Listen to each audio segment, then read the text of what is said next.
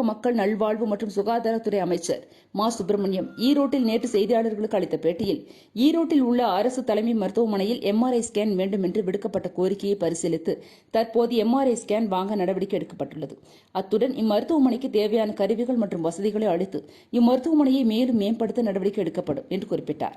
மேலும் அவர் கூறுகையில், ஈரோடு, கன்னியாகுமரி, ராணிப்பேட்டை மற்றும் திருப்பத்தூர் ஆகிய 4 மாவட்டங்களில் சாய சலவை கழிவுகள், தோல் பதனிடும் தொழிற்சாலை மற்றும் ரப்பர் உற்பத்தி கழிவுகள் போன்றவற்றால் பொதுமக்களுக்கு புற்றுநோய் பாதிப்பு அதிகமாக இருப்பதாக சொல்லப்பட்டது. இதையடுத்து இந்த 4 மாவட்டங்களிலும் மொத்தம் 4,19,143 பேருக்கு புற்றுநோய் கண்டறியும் பரிசோதனை மேற்கொள்ளப்பட்டதில் 176 பேருக்கு புற்றுநோய் இருப்பது கண்டறியப்பட்டுள்ளது. இதில் ஈரோடு மாவட்டத்தில் 50 பேருக்கு புற்றுநோய் இருப்பது கண்டறியப்பட்டிருக்கிறது. இவர்களுக்கு அரசு சார்பில் மருத்துவ சிகிச்சை வழங்க நடவடிக்கை எடுக்கப்பட்டுள்ளது. விரைவில் அனைத்து மாவட்டங்களிலும் புற்றுநோய் கண்டறியும் சோதனை நடத்த முடிவு செய்யப்பட்டுள்ளது என்று அமைச்சர் மா சுப்பிரமணியம் தெரிவித்தார். முன்னதாக ஈரோட்டில் அரசு தலைமை மருத்துவமனை வளாகத்தில் உள்ள பல்நோக்கு மருத்துவமனையில் புதிதாக அமைக்கப்பட்ட 20 படுக்கைகள் கொண்ட கட்டண அறையை அமைச்சர்கள் மா சுப்பிரமணியம் மற்றும் சு முத்துசாமி ஆகியோர் திறந்து வைத்தனர். இதனைத் தொடர்ந்து இம்மருத்துவமனையில் அமைச்சர்கள் ஆய்வு நடத்தி உள்நோயாளிகளிடம் நிறைய குறைகள் கேட்டறிந்தனர்.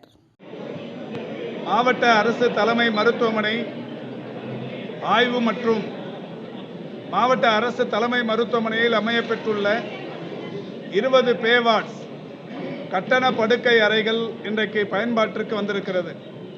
மாண்புமிகு வீட்டு வசதி நகர்ப்புறத்துறையின் அமைச்சர் அவர்களால் இந்த 20 படுக்கை அறைகள் தற்போது திறந்து வைக்கப்பட்டிருக்கிறது.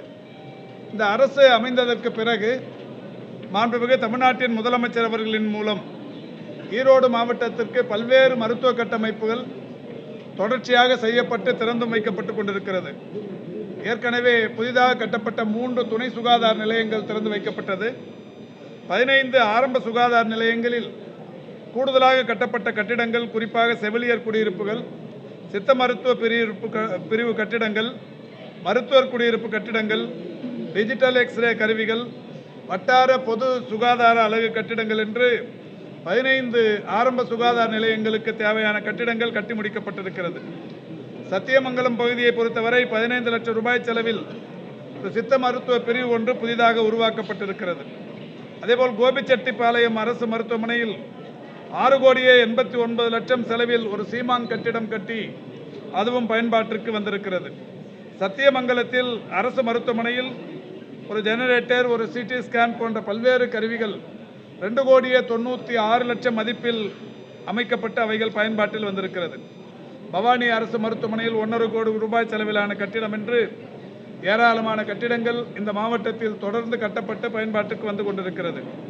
அந்த வகையில் ஈரோடு அரசு மருத்துவக் கல்லூரி மருத்துவமனையை பொறுத்தவரை மாண்புமிகு அமைச்சர் அவர்களுடைய கோரிக்கையை ஏற்று மாண்புமிகு தமிழ்நாட்டின் முதலமைச்சர் அவர்கள் ஒரு சீமான் கட்டிடம் மற்றும் பல்வேறு வகையான கூடுதல் கட்டிடங்களை மாண்புமிகு முதல்வர் அவர்கள் திறந்து வைத்தார்கள்.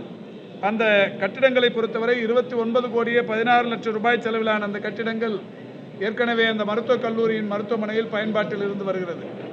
அந்த வகையில் ஈரோட்டிலே அமைந்திருக்கிற இந்த அரசு மாவட்ட தலைமை மருத்துவமனை கடந்த மார்ச் திங்கள் 14ஆம் தேதி மாண்புமிகு தமிழ்நாட்டின் முதலமைச்சர் அவர்கள், மார்ச் திங்கள் 13ஆம் தேதி மாண்புமிகு தமிழ்நாட்டின் முதலமைச்சர் அவர்கள் பொள்ளாச்சியிலிருந்து காணொலி வாயிலாக ஈரோட்டில் அமையப்பட்டிருக்கிற இந்த மாபெரும் கட்டிடத்தை 8 அடுக்குகள் கொண்ட இந்த கட்டிடம் 67,12 லட்சம் ரூபாயில் செலவில் கட்டப்பட்ட கட்டிடமும் 11 கோடி ரூபாய் செலவில் மருத்துவ உபகரணங்கள் என்கின்ற வகையில் 78,12 லட்சம் ரூபாய் செலவிலான இந்த மருத்துவமனை அன்றைக்கு கடந்த 3 மாதங்களுக்கு முன்னால் தேர்தல் நன்னடத்தை விதிமுறைகள் அமலுக்கு வருவதற்கு முன்னால் மாண்புமிகு தமிழ்நாட்டின் முதலமைச்சர் அவர்களால் திறந்து வைக்கப்பட்டிருக்கிறது. இந்த கட்டிடத்தை பொறுத்தவரை பல்நோக்கு உதவி, அதாவது உயர் சிறப்பு மருத்துவ கட்டிடம் என்கின்ற வகையில் பலவாறான உயர் சிகிச்சை பிரிவுகள் இதில் இருக்கிறது. ஒரு 7 அறுவை அரங்குகள் அமைக்கும் பணி நடைபெற்றுக் கொண்டிருக்கிறது. அந்த அறுவை அரங்குகளை பொறுத்தவரை ஒரு உலக தரத்துடன் கூடிய இன்டர்நேஷனல் ஸ்டாண்டர்ட் என்று சொல்லக்கூடிய வகையிலான அந்த அமைப்புகளுடன் இந்த அறுவை அரங்குகள் தயார் நிலையில் செய்யப்பட்டு வருகிறது. இன்னும் 1.5 அல்லது 2 மாத காலத்திற்குள் அது பயன்பாட்டிற்கு வரவிருக்கிறது. இந்த நிலையில் இந்த ஈரோடு அரசு மருத்துவமனைக்கு நம்முடைய மாண்புமிகு அமைச்சர் அவர்கள் ஒரு எம்ஆர்ஐ ஸ்கேன் ஒன்று வேண்டும் என்கின்ற வகையில் மாண்புமிகு தமிழ்நாட்டின் முதலமைச்சர் அவர்களிடத்தில் கோரிக்கை வைத்தார்கள். பொதுவாக எம்ஆர்ஐ ஸ்கேன் என்பது 8.5 கோடி ரூபாய் மதிப்பிலானது. அதிநவீன தொழில்நுட்ப வசதி கொண்ட அந்த எம்ஆர்ஐ ஸ்கேன் வேண்டும் என்கின்ற கோரிக்கை ஈரோடு மக்களின் சார்பில் மாண்புமிகு அமைச்சர் அவர்கள் மாண்புமிகு தமிழ்நாட்டின் முதலமைச்சர் அவரிடத்தில் எடுத்து வைத்து மாண்புமிகு முதல்வர் அவர்களும் அதை ஏற்று கடந்த நிதிநிலை அறிக்கையில் எங்களால் அறிவிக்கப்பட்ட 110 அறிவிப்புகளில் இந்த 41வது அறிவிப்பாக ஈரோடு அரசு மாவட்ட தலைமை மருத்துவமனைக்கு எம்ஆர்ஐ ஸ்கேன் கருவி அமைக்கப்படும் என்று அறிவிக்கப்பட்டது. அந்த வகையில் அது இன்றைக்கு வாங்கும் பணிகளை டிஎன்எம்எஸ்சி நிர்வாகம் செய்து கொண்டிருக்கிறது. மிக விரைவில் அந்த எம்ஆர்ஐ கருவி இந்த மருத்துவமனையில் பொருத்தப்படவிருக்கிறது. தொழில்நுட்ப கருவிகள் ஏற்கனவே டிஜிட்டல் எக்ஸ்ரே, சிடி ஸ்கேன் போன்ற வசதிகள் இந்த மருத்துவமனையில் இருக்கிறது. எம்ஆர்ஐ ஸ்கேனும் மிக விரைவில் வரவிருக்கிறது. இந்த நிலையில் இன்றைக்கு புதிதாக ஒரு வசதி என்கின்ற வகையில் மாண்புமிகு தமிழ்நாட்டின் முதலமைச்சர் அவர்கள் அரசு பொறுப்புக்கு வந்தவுடன் அரசு மருத்துவமனைகளின் மருத்துவ சேவையை பொதுமக்கள் அனைவரும் இன்றைக்கு தனியார் மருத்துவமனைகளுக்கு செல்வதை காட்டிலும் அரசு மருத்துவ சேவையை கூடுதலாக பயன்படுத்திக் கொள்ள தொடங்கி இருக்கிறார்கள் என்பதற்கு இன்றைக்கு ஒவ்வொரு மருத்துவமனையிலும் கூடிக்கொண்டிருக்கிற அந்த நோயாளர்களின் எண்ணிக்கையை பார்த்தால் தெரியும். 2 மடங்கு எல்லா மருத்துவமனைகளிலும் கடந்த 3 ஆண்டுகளுக்கு முன்னால் மருத்துவ சேவை பெற வந்தவர்களுடைய எண்ணிக்கையும் தற்போது வந்து கொண்டிருப்பவர்களுடைய தினசரி ஓபி என்று சொல்லக்கூடிய அவுட் பேஷண்ட் எண்ணிக்கையாக இருந்தாலும் சரி, இன்பேஷண்ட் எண்ணிக்கையாக இருந்தாலும் சரி 2 மடங்கு 1.5 மடங்கு கூடியிருக்கிறது. அந்த வகையில் மாண்புமிகு தமிழ்நாட்டின் முதலமைச்சர் அவர்கள் மக்களின் எதிர்பார்ப்பை அரசு மருத்துவ சேவையை கூடுதலாக்குகிற வகையில் கட்டண படுக்கை அறைகள் அனைத்து மாவட்ட தலைநகரங்களிலும் ஏற்படுத்திட வேண்டும் என்கின்ற வகையில் முடிவெடுத்தார்கள். ஏற்கனவே சென்னையில் மட்டுமே ராஜீவ்காந்தி அரசு பொது மருத்துவமனையில் மட்டுமே அந்த கட்டண படுக்கை அறை என்பது இருந்து கொண்டிருந்தது. மாண்புமிகு முதல்வர் அவர்கள் எல்லா இடங்களிலும் அமைய வேண்டும் என்கின்ற வகையில் 2023ஆம் ஆண்டின் நிதிநிலை அறிக்கையில் எங்கள் துறைக்கு அதை அறிவிக்க அறிவுறுத்தினார்கள். அந்த வகையில் கோவை, மதுரை, சேலம் ஆகிய 3 மாவட்டங்களில் அந்த கட்டண படுக்கை அறைகளை அமைத்து நான் தனித்தனியே சென்று திறந்தும் வைத்தேன். 2023 ஜூன் திங்கள் 27ஆம் தேதி கோவை மருத்துவக் கல்லூரி மருத்துவமனையில் திறந்து வைக்கப்பட்டது. கடந்த ஆண்டு மார்ச் திங்கள் 2ஆம் தேதி மதுரை மருத்துவமனையில் திறந்து வைக்கப்பட்டது. கடந்த ஆண்டு ஜனவரி திங்கள் 14ஆம் தேதி சேலம் மருத்துவமனையில் திறந்து வைக்கப்பட்டது. இன்று ஈரோடு மாவட்டத்தில் 20 படுக்கைகளுடன் கூடிய 20 படுக்கை அறைகள், 20 அறைகள் பே வார்ட்ஸ் என்கின்ற வகையில் கட்டண அறைகள் 20 இன்றைக்கு திறந்து வைக்கப்பட்டிருக்கிறது. மற்ற மருத்துவமனைகளை பொறுத்தவரை 12, 15 என்று இருக்கிற நிலையில் 20 கட்டண படுக்கை அறைகள் இங்கே தற்போது மாண்புமிகு அமைச்சர் அவர்களால் நாடாளுமன்ற உறுப்பினர்கள், நாடாளுமன்ற மாநிலங்களவையின் உறுப்பினர், மாவட்ட ஆட்சித்தலைவர் ஆகியோர் முன்னிலையில், வணக்கத்திற்குரிய மேயர் போன்றவருடைய முன்னிலையில் இன்றைக்கு மக்களின் பயன்பாட்டிற்காக திறந்து வைக்கப்பட்டிருக்கிறது. கடந்த ஆண்டு நிதிநிலை அறிக்கையில் ஒரு 16 இடங்களில் இதுபோன்ற கட்டண படுக்கை அறைகள் திறக்கப்படும் என்று அறிவிக்கப்பட்டது. அந்த வகையில் திருநெல்வேலி, தஞ்சாவூர், கன்னியாகுமரி, புதுக்கோட்டை, தருமபுரி, திருவண்ணாமலை, விழுப்புரம், பொள்ளாச்சி, கடலூர், ஈரோடு, காஞ்சிபுரம், பெரம்பலூர், கும்பகோணம், தென்காசி, கோவில்பட்டி கலைஞர் உயர் சிறப்பு மருத்துவமனை என்று 16 இடங்களில் அறிவிக்கப்பட்டது. கலைஞர் நூற்றாண்டு உயர் சிறப்பு மருத்துவமனையை பொறுத்தவரை கடந்த 2 மாதங்களுக்கு முன்னால் எங்களால் அது திறந்து வைக்கப்பட்டது. இன்றைக்கு ஈரோட்டில் திறந்து வைக்கப்பட்டிருக்கிறது. இன்னமும் 14 இடங்களில் தமிழ்நாட்டில் விரைவில் இது போன்ற கட்டண படுக்கை அறைகள் பயன்பாட்டிற்கு வரவிருக்கிறது. இந்த கட்டண அறைகளில் மிக குறைந்த அளவிலான கட்டணம், ஒவ்வொரு கட்டண அறையிலும் ஒரு குளிர்சாதன வசதி, தனித்தனி கழிப்பறை குளியலறை வசதிகள், ஒரு தொலைக்காட்சி பெட்டி, அட்டண்டருக்கான படுக்கை போன்ற பல்வேறு வசதிகள் அந்த அறைகளில் வைக்கப்பட்டிருக்கிறது, அமைந்திருக்கிறது. இவைகளெல்லாம் அமைந்திருக்கிற காரணத்தினால் பொதுமக்கள் மிகப்பெரிய அளவில் அதில் ஆர்வம் காட்டுகிறார்கள்.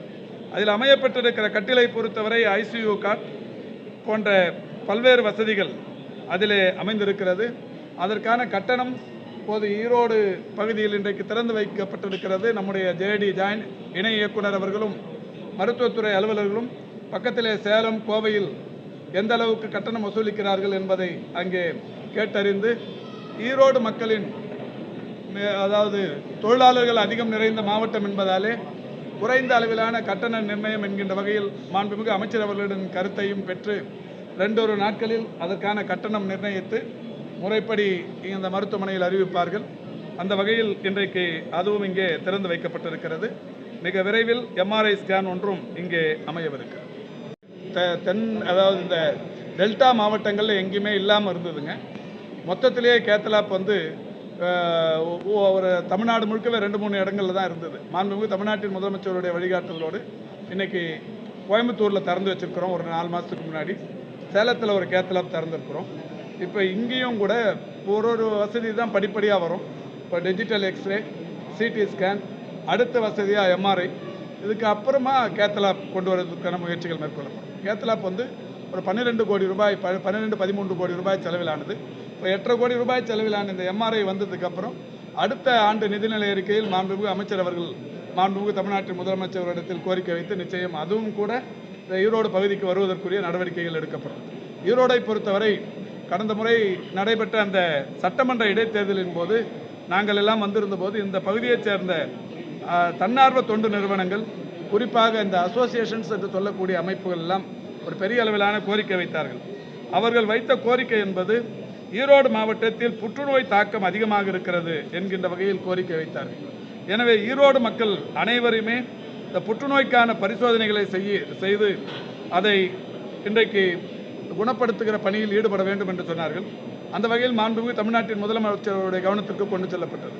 ஈரோடு மட்டுமல்ல, தமிழ்நாட்டில் இதே போல் ஒரு 4 மாவட்டங்கள், ஈரோடு, கன்னியாகுமரி, ராணிப்பேட்டை, திருப்பத்தூர், இந்த 4 மாவட்டங்களை பொறுத்தவரை சாயப்பட்டறை கழிவுகளும் அதாவது தோல் பதனிடும் தொழிற்சாலைகளும் நிறைந்திருக்கிற பகுதிகள். கன்னியாகுமரியை பொறுத்தவரை ரப்பர் தோட்டம். இந்த 4 மாவட்டங்களில் அதிக அளவிலான புற்றுநோய் பாதிப்புகள் இருப்பதாக சொல்லப்பட்டது. எனவே இந்த 4 மாவட்டங்களிலும் புற்றுநோய் கண்டறியும் ஒரு பரிசோதனை என்பது மாண்புமிகு அமைச்சர் அவர்களுடைய தலைமையில் கடந்த ஆண்டு நவம்பர் திங்கள் 22ஆம் தேதி இதை ஈரோட்டிலிருந்து தொடங்கப்பட்டது. ஈரோடு, கன்னியாகுமரி, ராணிப்பேட்டை, திருப்பத்தூர் ஆகிய இடங்களில் தொடங்கப்பட்ட அந்த திட்டத்தின்படி இந்த 4 மாவட்டங்களில் இருக்கிற பொதுமக்களுக்கும் அழைப்பு விடுத்தோம். முதலில் இது நீங்கள் கேன்சர் ஸ்கிரீனிங் பண்ணிக்கிறதுக்கு வரணும்னு சொல்லி அழைப்பு விடுத்தோம். அது மாதிரி இதுவரை அழைப்பு விடுக்கப்பட்ட நபர்களின் எண்ணிக்கை 9,82,334. இந்த அழைப்பை ஏற்று பரிசோதனைக்கு வந்தவர்கள், தங்களை பரிசோதனைக்கு உட்படுத்திக் கொண்டவர்களுடைய எண்ணிக்கை 4,19,143.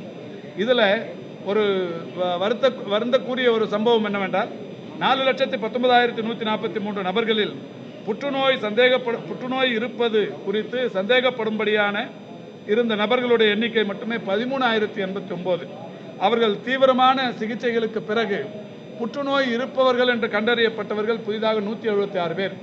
மாண்புமிகு அமைச்சர் அவருடைய முன்னிலையில் மாண்புமிகு தமிழ்நாட்டின் முதலமைச்சர் அவருடைய வழிகாட்டுதலோடு கடந்த நவம்பர் திங்கள் 22ஆம் தேதி தொடங்கப்பட்ட அந்த திட்டத்தின்படி மட்டுமே இந்த 4 மாவட்டங்களில் புற்றுநோய்க்குரிய பாதிப்புகள் கண்டறியப்பட்டு வெளிப்படையாக இருப்பது கண்டறியப்பட்டு அவர்கள் சிகிச்சைக்கு உட்படுத்தப்பட்டவர்கள் 176 பேர்.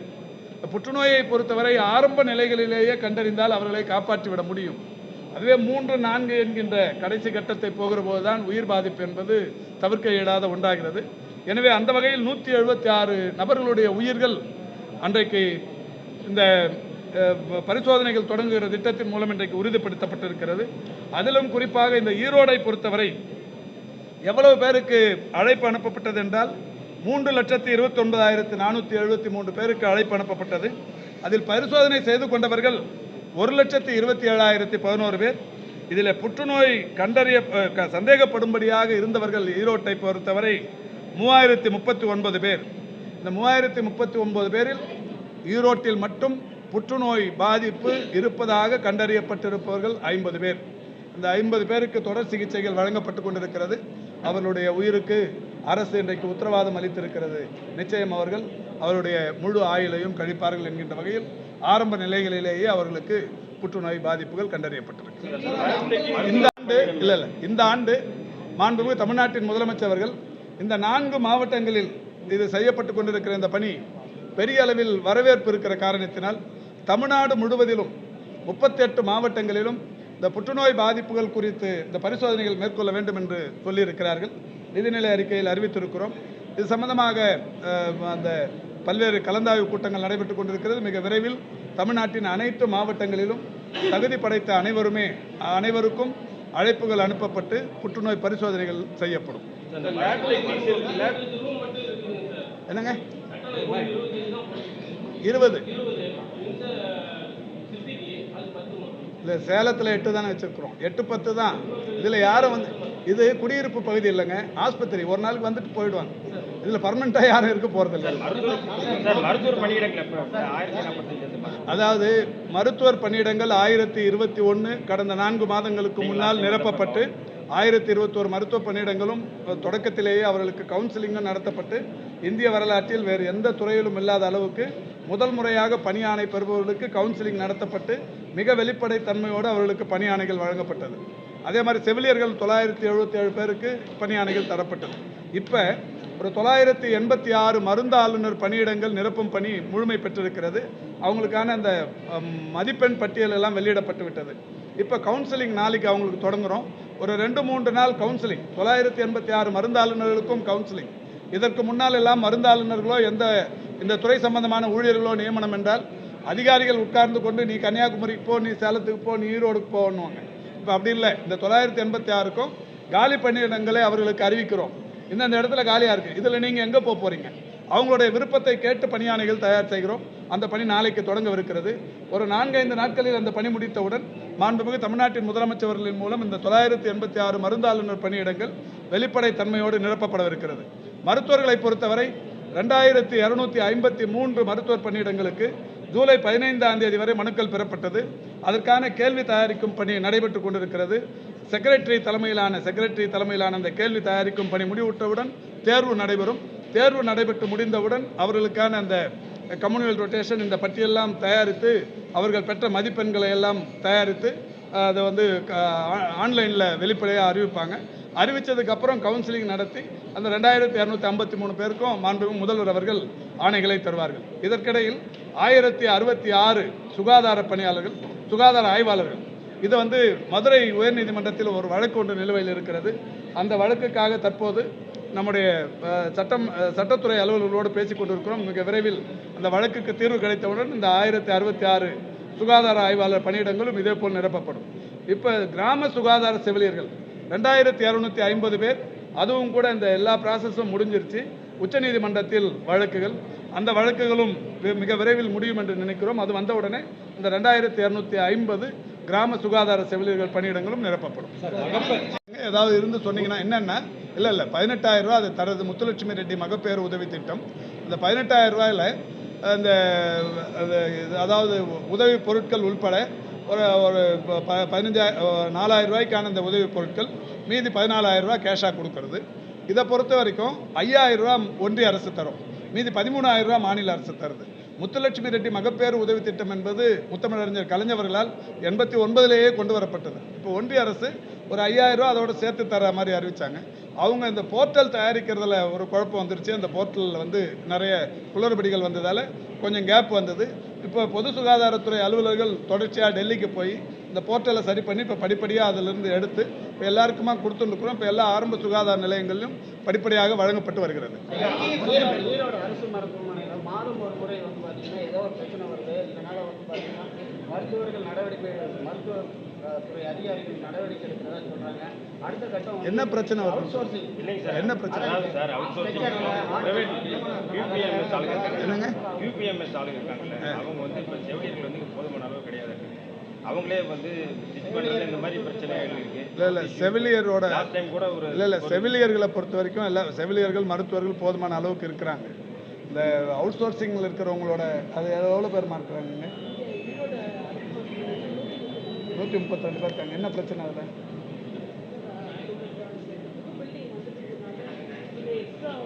எக்ஸ்ட்ராவை சரி சம்மந்தப்பட்ட நிர்வாகத்தோடு பேசி கூடுதலாக அவங்களுக்கே வந்து அவங்க சம்பளம் வந்து மாவட்ட ஆட்சியர் ஃபிக்ஸ் பண்ண சம்பளம் அவங்க கொடுக்கறதே கிடையாது. மாவட்ட ஆட்சியரும் சொல்லிட்டாரு. இப்போ மாவட்ட ஆட்சித்தலைவர் அந்த நிர்வாகத்தை கூப்பிட்டு வச்சு பேசி அதை முறைப்படுத்த அதாவது எதுங்க எந்த மருத்துவமனையில் பண்ணல சொல்லுங்க. இல்லை எந்த எதனா ஒன்று சொல்லுங்க. இல்லை இப்போ நீங்கள் இல்லைங்க இல்லை நான் என்ன சொல்கிறேன், 1800க்கு மேலே மருத்துவமனைகள் 1900 மருத்துவமனைக்கு மேலே தமிழ்நாட்டில் பயன்படுத்தின்னு இருக்காங்க. இந்த மருத்துவமனையில் பண்ணலன்னு சொல்லுங்கள், டெஃபினட்டாக அதிகாரிகள் அனுப்பி ஆய்வு பண்ணி நடவடிக்கை எடுக்கிறோம். எந்த மருத்துவமனைன்னு சொல்லுங்கள், டெஃபினட்டாக நடவடிக்கை எடுக்கிறோம். இங்கே நீங்கள் பொதுவில் சொல்கிறதுக்கு தயக்கமாக இருந்தாலும் என் ஃபோன் நம்பரில் சொல்லுங்கள், நடவடிக்கை எடுக்கிறோம். அரசு மருத்துவமனைகள்ல குழந்தைகள் திருட்டு அதிகரிச்சுட்டே இருக்கு. அது தடுக்கிறதுக்கு நடவடிக்கை எடுக்கிறோம். அதாவது நேற்றுக்கு 2 இது பார்த்துருப்பீங்க, 2 இன்சிடென்ட்டு. ஒன்று சேலத்தில் நடந்தது, அடுத்த ஓரிரு மணி நேரத்திலே அந்த குழந்தையை காப்பாற்றி விட்டார்கள். நேற்றுக்கு நடந்த இன்சிடென்ட்டை இமீடியட்டாக காப்பாற்றிருக்காங்க. இந்த சிசிடிவி எல்லா மருத்துவமனையிலையும் இருக்குது. இப்போது நம்ம மாவட்ட ஆட்சித்தலைவரும் நானும் அமைச்சர் மேலே போகும்போது மேலே அந்த குழந்தைகள் மருத்துவமனை இது வார்டு பார்த்தோம். இப்போ இங்கே இந்த மருத்துவமனையை பொறுத்தவரை இந்த மகப்பேறு என்பது ஒரு மிக சிறப்பான இலக்கை அடைந்து கொண்டிருக்கிறது. ஒரு மாதத்துக்கு 250லேருந்து 300 பிரசவங்கள் இங்கே நடக்குது. அதெல்லாம் இப்போ பார்த்தோம். அப்போ தான் கலெக்டர் சொன்னாங்க, இந்த ஒரு 2-3 பக்கம் அந்த வழியெல்லாம் அடைச்சிருக்கிறோம். காரணம் இந்த ஏதாவது குழந்தை திருட்டு அது மாதிரி நடந்துடக்கூடாதுங்கிறதால என்னதான் சிசிடிவி ஃபுட்டேஜ் மானிட்டரிங் இருந்தாலும் இந்த வழி கண்ணாமின்னு 4-5 வழி இருந்தால் ஏதாவது பக்கம் போயிடக்கூடாதுங்கிறதுல நாங்கள் ஆய்வு பண்ணி அடைச்சிருக்கிறோம்னு சொன்னார். அந்த வகையில் நடவடிக்கை எடுக்கப்பட்டு வருகிறது. எங்கேயாவது தவறு நேரும் போது காவல்துறை அதிரடியாக அவங்கள பிடிச்சி நடவடிக்கை எடுக்கிறாங்க. தொடர்ந்து இந்த கொங்கு மண்டலத்தை பொறுத்தவரை அதிக அளவில் விசைத்தறி தொழிலாளர்கள் நிறைந்த பகுதி. இவர்களுடைய கடன் பிரச்சனை காரணமாக தனியார் மருத்துவமனை இவர்களை குறிவைத்து இந்த கிட்னி விற்பனை என்பது படுஜோராக நடைபெற்றது. எங்கே அதாவது கிட்னி விற்பனை எல்லாம் ஒரு காலத்தில் இருந்ததுங்க. இப்போ எங்கே இருக்குன்னு சொன்னீங்கன்னா நடவடிக்கை எடுக்கிறோம். நாமக்கல்ல அது மாதிரி ஒரு இஷ்யூ இருந்தது. சம்பந்தப்பட்ட எல்லா நபர்களும் கைது செய்யப்பட்டு சிறையில் அடைக்கப்பட்டிருக்கிறார்கள். அங்கே மாவட்ட ஆட்சித்தலைவர் மரியாதைக்குரிய உமா அவர்கள் மிக சிறப்பாக நடவடிக்கை எடுத்து அதை நடவடிக்கை எடுத்திருக்காங்க. அது மாதிரி பிரத்யேகமாக எங்கேயாவது உங்களுக்கு தகவல் தெரிஞ்சு எங்களுக்கு ரகசியமாக சொன்னீங்கன்னா கூட நாங்கள் நடவடிக்கை எடுக்க தயாராக